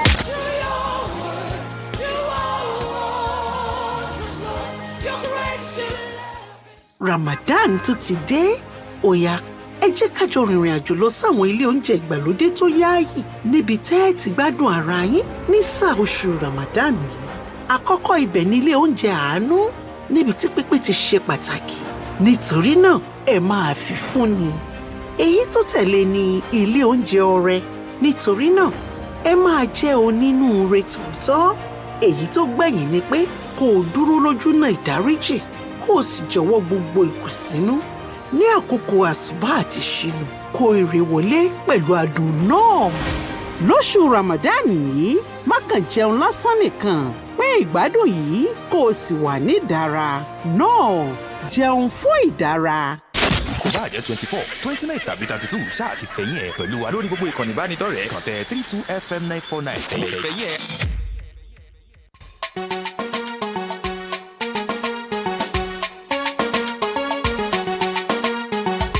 ọ̀kọ̀lọ́kọ̀ mariaba làwọn sálà mariaba làwọn sálà oṣù ìkẹ́dẹ́ ramadana mariaba làwọn sálà. múmínì pẹ̀lú múmínà 32 FM kí wa 9.9 yìí ni wípé àkó àmójúbà Ramadan oṣù kẹtùndé ọyẹ ẹjẹ aṣọ nígbàwọ iye tá a gbára bá ká ìṣẹ́jú márùn-ún ìṣẹ́jú mẹ́wàá ìṣẹ́jú mẹ́ẹ̀ẹ́dógún ọgbọ̀n ìṣẹ́jú wákàtí kan lọ́wọ́ tí kò gara lọ ní 32 FM 94.9 fún ẹ̀kúnrẹ́rẹ́ àlàyé ẹ lè pa alága Ramadan ẹlò mi ṣàyẹ̀dùn 07083196095 kọ́lá mọ́bẹ̀ yìí sópin a ó ṣe púpọ̀ ọdún láyé. 32 FM 94.9. ṣẹ̀mí bí olóògùn ọ̀rẹ́. ìjà òdọ́là lètò tó yanjú aáwọ̀. láàrin mùtúmùwà. tóbi lọ́ba ògúnṣínà wọ̀kìlúmọ̀ látọ́kùn ètò. láago 11 àárọ̀ lọ́jọ́ ẹtì àti àbámẹ́ta. wọ́n máa fà sálátù ránṣẹ́ o wọ́n máa fà sálátù ránṣẹ́. 𝐃𝐈𝐒 Ramadan. alhamdulillah Ramadan dé lọ́tún 32 FM Ramadan quiz gbọ̀nà tún yọ. ìrọ̀lẹ́ ní tọdún 2024 yìí o 4:15 p.m. lójoojúmọ́ ní ìdíje yóò máa gbéra sọ. ọmọ ọdún 8 sí 15 8 to 15 years ní ó láǹfààní àti kópa lórí rédíò 32 FM 94.9 live and direct Mondays to Friday. yàmọ̀lì jùmọ̀ ńlá ṣekágbá ọ̀sọ̀ọ̀sẹ̀ bí ìṣe wa. ọjọ́ àwẹ̀ àkọ́kọ́ Ramadan 1st 1445 ní ìdíje 32 FM Ramadan quiz yóò gbéra sọ. onírúurú ẹ̀bùn ló ti kúnlẹ̀ fáwọn olùdíje kí àwọn ọmọ yín tọ́jú orí wọn wà lọ́dún 8 sí 15 kí wọ́n ṣàtìpè wọlé láti dáhùn béèrè bó ti tó àti bó ti yẹ lọ́rọ̀ bá bù ṣe. 32 FM Ramadan quiz 2024 mashallah ọmọ mi ò ní gbẹ̀yìn bẹ́ẹ̀. wọ́n máa fà sálátù ránṣẹ́ o wọ́n máa fà sálátù. Feel better about your life. 32 FM 94.9, the antidote to depression. When the people became silent, The government became oppressive. It's time to lend your voice to politics. On 32 FM 94.9. Welcome back. The Podium on 32 FM 94.9. We still have with us Honorable Shina Pella. He's an entrepreneur, a politician who represented the 𝐶𝐈𝐒 federal constituency in the Oyo State in the 9th Assembly. So let's quickly go to the National Assembly now. I'd like to quickly touch on a recent development, the controversy generated by allegations that they padded the budget, and that also for some people strengthened some perception that people already had about those who occupy the National Assembly, or they just go there, pad budget, and put excessive figures in the fiscal document. So what did you make of that allegation raised by Senator Ningi? And can you tell us, is it right for Nigerians to think that this is what happens on the floor of the National Assembly, that figures are being added, frivolous items are being added to the budget? Firstly, the National Assembly, they are the representatives of the people. I always say, the government has a body. No one can fight government. There's only two ways you can fight a government. Either at the court of law or at the National Assembly, because they believe that you should have a voice. And who speaks your voice? Your representative. So everybody has the right, you understand, to know what is happening at the National Assembly, because that is where their voice lies. So, and the National Assembly itself must be able to be transparent enough, to clear things, to the people. About padding or no padding, I am not a member of the Senate as we speak. I do not, and I've not had that opportunity. I mean, you were a member, so I'm asking if you, because it's not the first time that such issue has come up. There have been reports in the past, although it didn't happen in your assembly. But I'm saying that there's always that issue. All these things that we're saying, they are dividend of failure in our system. Now that is why, first of all, we must first of all address, the issue, the main issue. Because even if you look at the present leadership of the National Assembly, how did they get there? The president of the National Assembly, as we thought, Senator 𝐒𝐈𝐒. Was it not somebody else's mandate? You understand? So if that thing happens, what do you expect from that? So that's where it starts from. Yeah, that's where it starts from. So first of all, if you have a system, that is straight, if you have a system, that is transparent, and you bring out the right people, then you'll be able to get results. But right now, truly, I do not have access to that document. I don't know what has happened, but I believe that Nigerians should know. So for every question that is asked, National Assembly deserve to give an answer to those questions. Every question. Nigerians can, they should, I think they should even do a public hearing, on this issue of budget padding. And they should allow people to point out, all these, items and issues. And National Assembly must be able, to answer every question, because they are the people's voice and they represent the people. Right. The issue of constituency project 2 is also on the front burner. Though lawmakers have a right to look out for their constituents by attracting projects. But don't you think it is the Nigerian lawmakers that should focus on their core mandate, which is lawmaking, oversight, and representation of the people, instead of because when the allegation of budget padding was raised, the issue of constituency project also came up. Or this constituency got this constituency got that, and some Nigerians believe that it's just a way of the lawmakers trying to make themselves relevant, because they know that's the only way to connect with their people without actually doing the core business of lawmaking and passing or proposing bills that would directly affect the people. What's your take on that?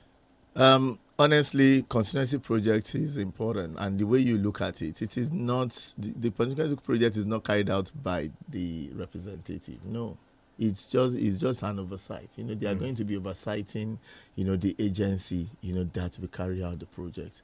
Truly, sometimes, and I know why people think that it should not be so. Like on my own side, when I was in the House of Rep, it was like we were shortchanged, because you have another House of Rep member that is representing just one local government, and it gets has more funds than you. Yeah, and just have 8 wards.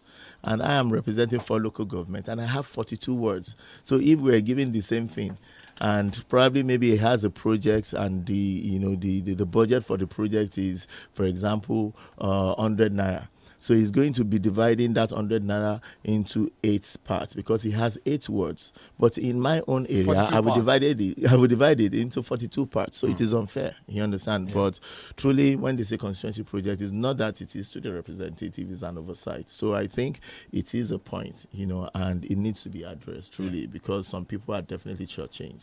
I've seen people too that they'll say, even that time that I did not run for rep, that he's meant to go back to reps. Compare him to Gbajabiamila. Gbajabiamila has been there for 5 times. Yeah, he can be there for 5 times because he represents Surulere constituency, just one local government. I represent 4. So there is no way that other people will not be clamoring for their time. So you can't compare it. You understand? So sometimes I think these are maybe why they said it was, you needed to stay in the House of Rep, learn your ropes, and then grow through the system before aspiring to be in the Senate. But before I got that opportunity, I was given, an agreement, and I agreed to it, because they told me from onset that they are going to give me an opportunity to represent for one term. And then you go to the Senate. Yeah. Because even at that time, we in the Senate were not meant to be the one, to do the representation. That is why even today, the moment that we lost the opportunity for Senate, this is the first time in the history of politics in Iseyin that we did not even have any representative from Iseyin local government, as big as Iseyin is. You understand? There's no governor, there's no deputy governor, there's no senator, there's no House of Rep member.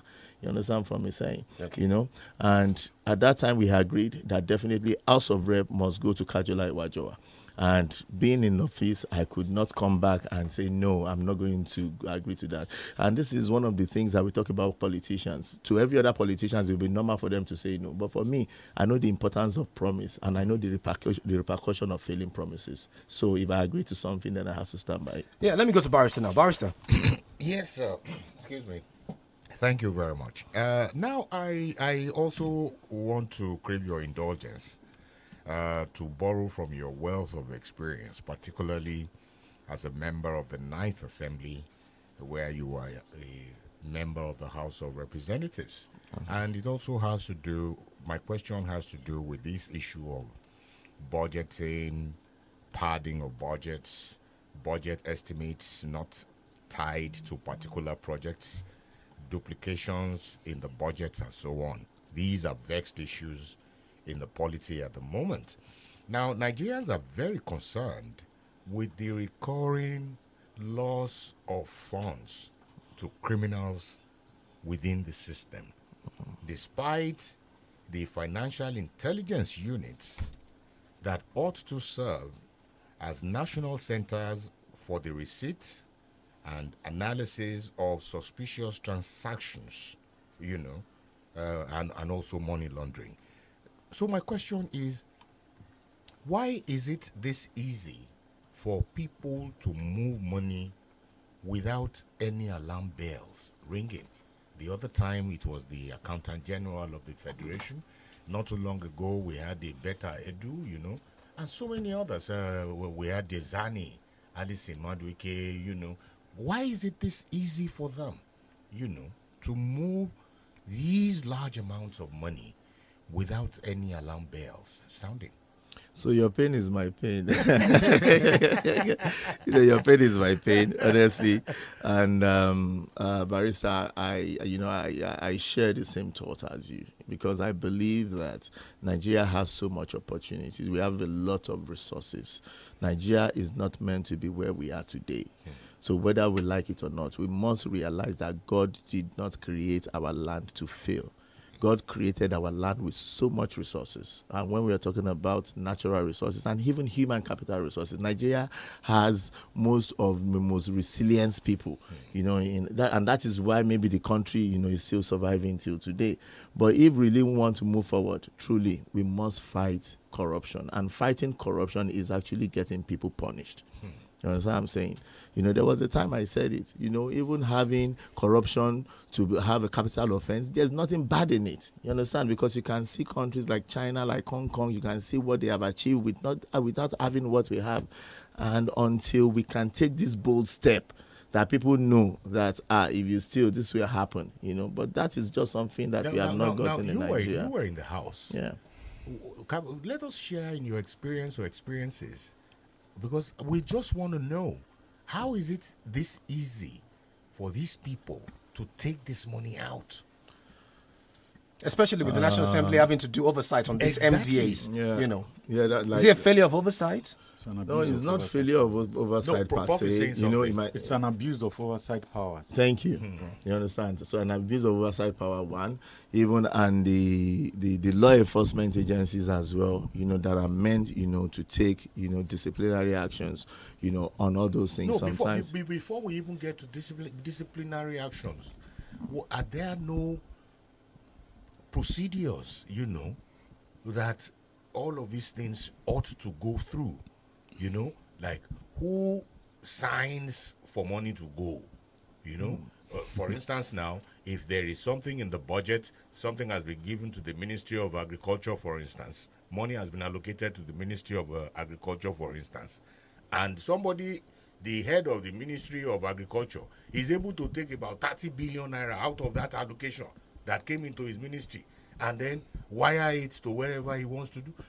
How does that happen?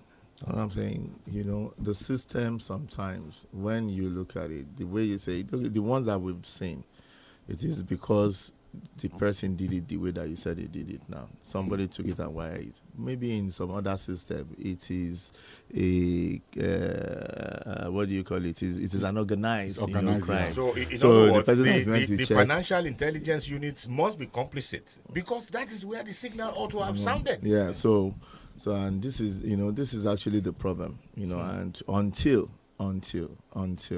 you have more like minds that are thinking like the way that you are thinking, then people can be able to, to say this is how things should be done.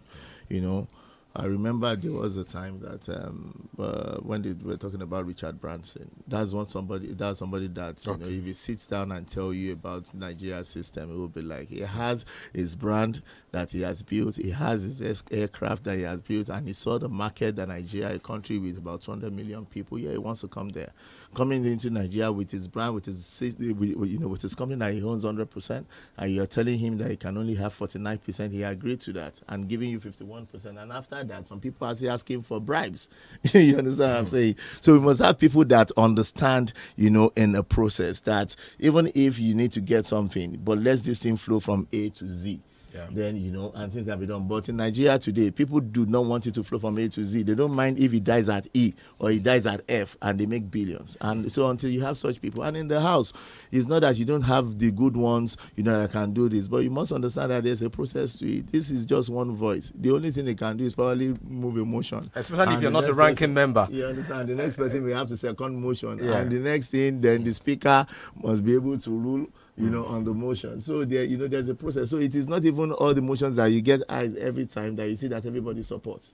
I'm sure you were there during NSAS. I had to walk out of the National Assembly during that time. You understand what I'm saying? Because during NSAS, because I saw a solution, you know, to the problem. I saw that the NSAS was, you know, going to tear the country apart, and there were decisions that we had to make. You understand? But we were not given an opportunity to talk at that time. So, and this is why, for every opportunity during the election that we need, you know, to elect leaders, people must understand that don't wait until a lot of people are scared to talk. A lot of people are scared to take an action. But I can assure you, at the end of the day, they will be forced to take an action, because when things get so bad to the level that they do not expect. You understand what I'm saying? You know, we are in a world of democracy, and people must understand that they must learn their voice. And it starts from during election, having the right people, you know, to represent you. So if you have more of people, you know, that thinking in your own mind and direction, then all those things that you are saying is going to be. Let's take some messages on Facebook before we go to Prof now. What are those oversight functions you performed when you were in power, such that corruption was at a low ebb during your tenure as a rep member? That's okay to Babatunde. I sent another. When we were in power, what were you able to bring to the people that you represented? So I'll let him answer that. And it's actually very close to what I was going to ask. Right, because in which committees did you serve, and what's your experience? Okay, that's the first thing now. You know, with even my experience in business and everything, when we go to the National Assembly, I was not a member. I was not a chairman of any committee. Wow. You understand what I'm saying? First timer? It doesn't mean that because you're a first timer. We had first timers, they were chairmen of committees. And I expect that if you want to give committees to people, you must be able to look at what they have achieved. You must be able to think about. Maybe because you didn't have a godfather. Yeah, maybe. You know, maybe. But I was still able to contribute, you know, my quota. And like you said, I can go on and on. How many committees did you serve in? Okay, I served in Committee on the Army. I was a member. I served in the Committee of Youth Development as a member. I served in Committee of Agric Institutions, you know, as a member, and Public Procurement, you know.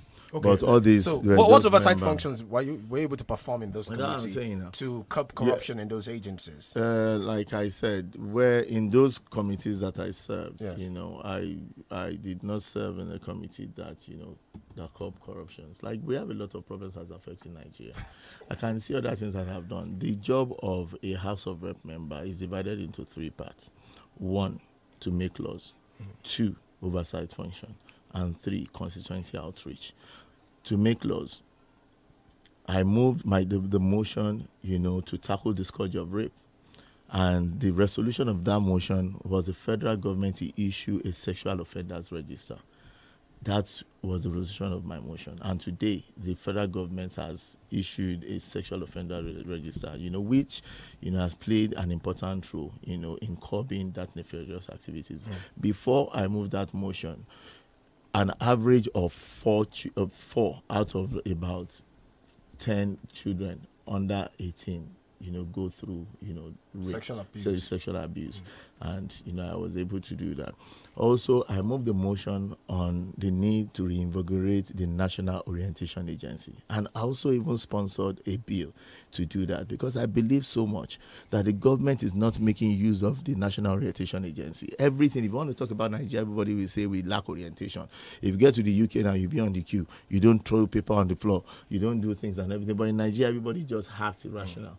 But whether we like it or not, we have an agency, that can seek to people's orientation, and also this agency will be able to update the people on the programs and the plans of the government. And it is an agency that has offices in all the 774 local governments in Nigeria. So this is an information center for the government, and also they can be able to pick the pulse of the people back to the government. So what they need to do is to reinvigorate that. In Yoruba, they say, prevention is better than cure. We always think about cure, but what about, having some prevention mechanism in place, for you to be able to get things done. So I did that as well.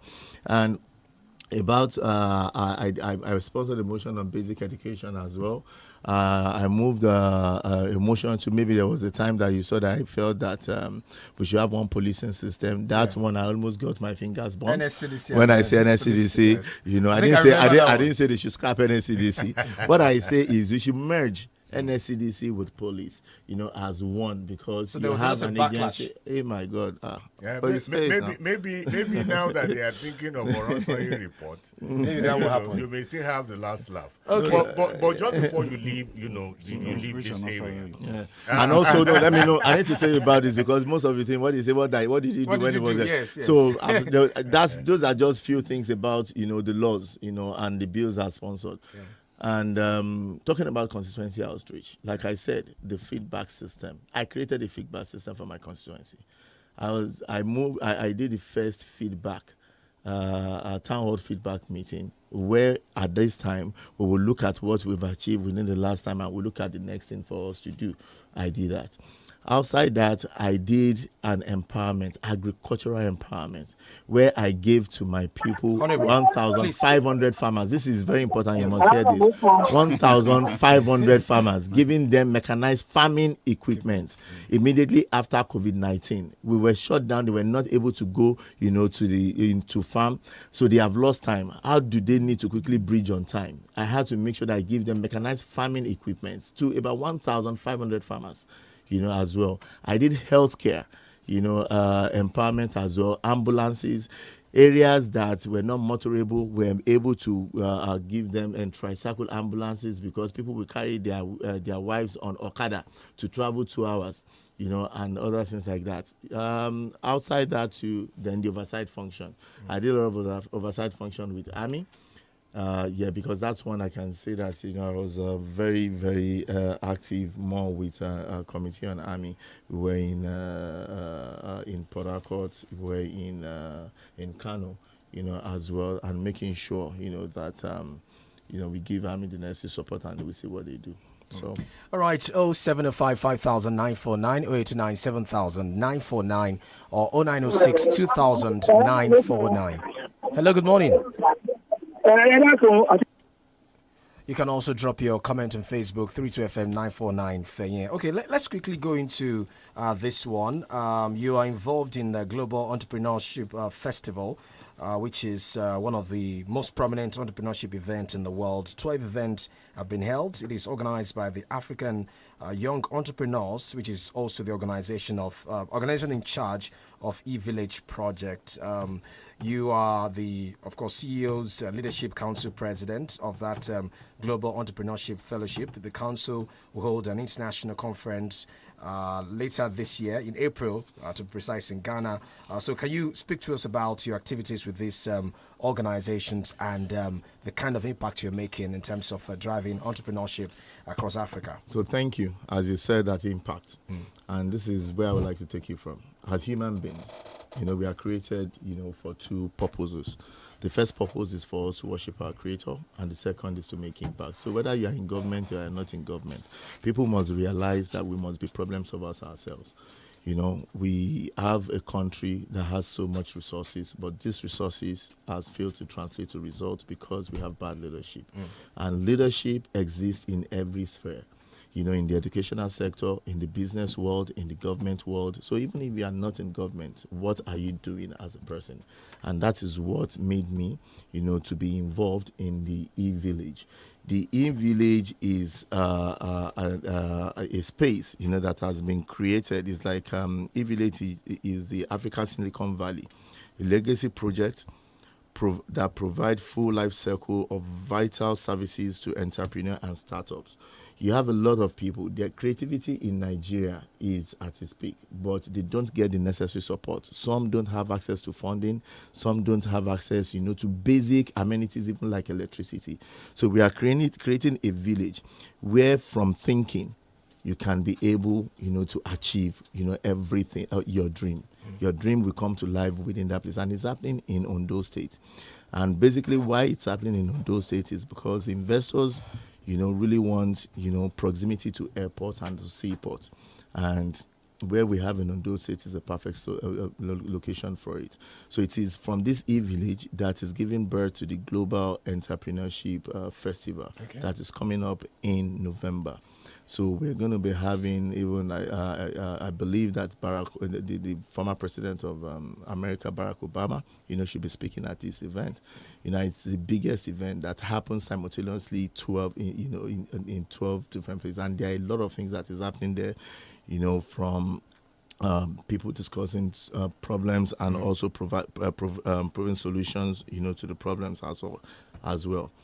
And talking about the Ghotni leadership presidency, I am the pioneer president for the CEOs and Ghotni. And the reason, for this conference where I was elected as a CEO, as a president, is for them to see that CEOs, they have a responsibility, to charge up, to bring solutions to the problem. We must see ourselves as an entrepreneur. For you to be an entrepreneur, you're already a problem solver. And we should not just give everything, to the government. So we at this place, then we discuss the problem and understanding that leadership capital has been the deficit for Africa to grow. So for Africa to be where Africa is today, it is because we do not have leaders that are thinking outside the box, that believe that this is where they have to be. So that is what Ghotni is doing. And we are going to be having the first African Leadership Conference in Ghana. It's actually not in April anymore. It's going to be in May because we had to shift it because of the Muslim community, because the Muslims were fasting now. So you want to raise new crop of leaders? So you get a new crop of leaders. We understand our problems and we want to solve our problems ourselves. As you know, this is our problems. We live here and we must create solutions to this problem ourselves. And also we must bridge the gap, between Africans at home and Africans in diaspora. These are the things that we are going to be doing. And we're going to be doing this by making sure that we engage, workshops that is going to give us a three-dimensional approach, to the problems of Africa. There's going to be speeches from people like the former president of Nigeria, President Olusegun Obasanjo is going to be there. Professor Lumumba from Kenya, is going to be there. Akinwumi Adesina, the 𝐹DB bank, is going to be there, and even some top, speakers, from diaspora, are going to be there. And what we want to do is to create opportunity, for discourse, to find solutions to Africa's problem, and also for people to know that they must develop themselves as problem solvers within the comfort of their own area. Okay, 0705 5949 or 897 Drop your comment on Facebook.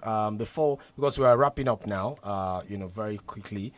Before we wrap up, before I go to my analysts as well, I just want to ask you, what's the next political move? Because we've talked about the entrepreneurship side and everything. We've talked about your time in the 9th National Assembly. What's the next political move for Honorable Shina Pella? For those who are wondering, what's the next political move? My next political move is how to be in a system that works. Either to be in the system as one of the representatives, or to be part of people that will support you, people that will support the system. Yeah, from where we stopped, definitely Senate. Because from that's the next one in 2027. Because what we believe that we were not given a fair chance in Okyogun. if, especially from Okeogun, where I represent, when we had to sacrifice the second-term ticket for us to bring peace and also contest for Senate, at this time we were stopped, and if you want to take it, then we should take it from there. Okay. So, but obviously, like I said, I'm in a room. I believe that I'm a leader, and I believe that I have what it takes to lead the people. I think you've technically answered my question when I asked you. I asked you if the governor promised you something. So I think you technically answered the question. That it's the Senate. The next move is the Senate. So as we wrap up, Barrister, and then Prof. Let me take this one in the lighter mood. Doctors want to give birth to doctors. Lawyers give birth to lawyers. Judges want their children to I see where you're going with this. Hey now, how come all of you okay, you are doing your own in politics? Baba, that's what I'm saying. You must understand that sometimes magic, is an act of making the impossibilities possible. And that is why me politician. So you use the magic wand right now. Yes. To answer the question. So you see, even in nightlife, yes. when I started nightlife, we raised the bar of nightlife. We did magic. We created magic with 𝐃𝐈𝐒. The nightlife brand that we created in Lagos. Yeah. When 𝐃𝐈𝐒 came, 𝐃𝐈𝐒 redefined nightlife in Nigeria.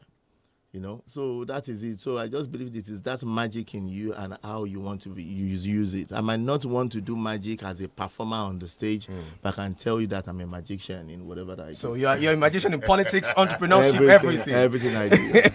Okay.